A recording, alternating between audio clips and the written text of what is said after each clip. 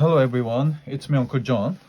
Today I am going to read Chapter 9, Harry Potter and the Sorcerer's Stone, Chapter 9, The Midnight Duel, page 152 to 154. Around Harry and staring at him, a light Speedy. We'll have to get him a decent broom, Professor. A Nimbus 2000, what a clean sweep 7, I say. I shall speak to Professor Dumbledore and see if we can bend the first year rule. Heaven knows we need a better team than last year. The flattened in that match by Slytherin. I couldn't look the Severus Snape in the face for weeks. Professor McGonagall peered sternly over her glasses at Harry. I want to hear you are training hard, Potter, or might change my mind about punishing you. Then she suddenly smiled. Your father would have been proud, she said. He was an excellent Quidditch player himself. You're joking. It was dinner time.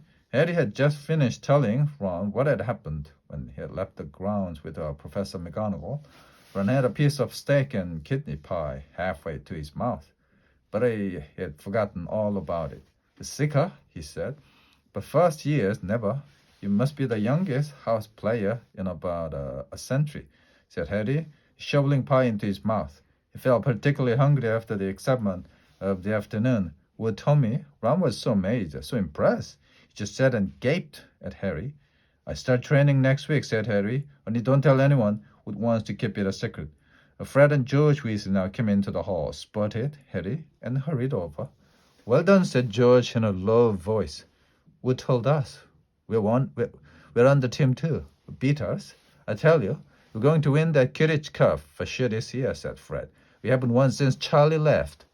But this year's team is going to be brilliant. You must be good, Harry. Wood was almost skipping when he told us. Anyway, we got to go. Lee Jordan reckons he has found the new secret passageway out of the school. I bet it's the one behind the statue of Gregory the Smarmy, that we found in our first week's year.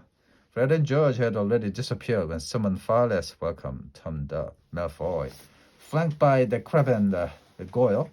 Having a last meal, Potter? When are you getting the train back to the Muggles? You're a lot braver now that you're back on the ground and you got your little friends with you, said Harry coolly. There was, of course, nothing at all or little about Crab and Goyle, but as the high table was full of teachers, neither of them could do more than crack their knuckles and scowl. I would take you on any time on my own, said Malfoy. Tonight, if you want, the wizard's duel. One's only, no contact. What's the matter? Never heard of a wizard duel before? I suppose, of course he has, said Ron. The wooling around, I'm the second. Who's yours? Malfoy looked at Crab and Goyle, sizing them up. Crab, he said. Midnight all right? We'll meet you in the trophy room. That's always unlocked. When Malfoy had gone, Ron and Harry looked at each other. What is a wizard's duel? Said Harry. And what do you mean? You're my second? Well, a second is there to take over if you die, said Ron casually, getting started at last on his goal.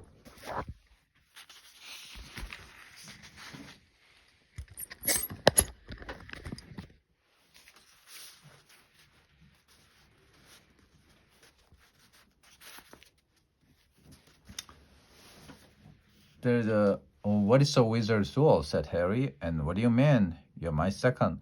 Well, seconds is there to take over if you die, said Ron casually, getting started at last on his cold pie.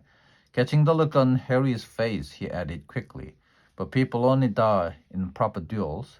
You know, with real wizards, the most you and Malfoy will be able to do is to send sparks at each other. Neither of you knows enough magic to do any real damage. I bet he expected you to refuse anyway.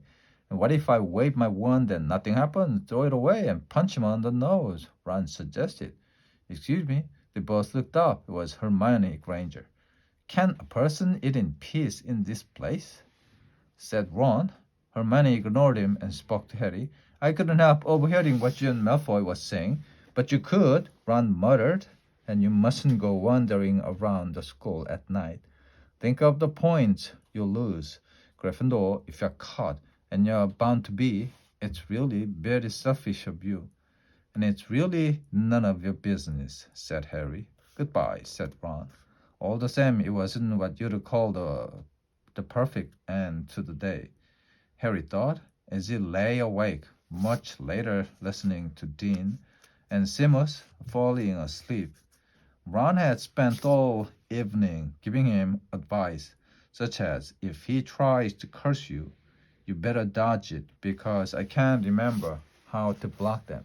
There was a very good chance they were going to get caught. The end.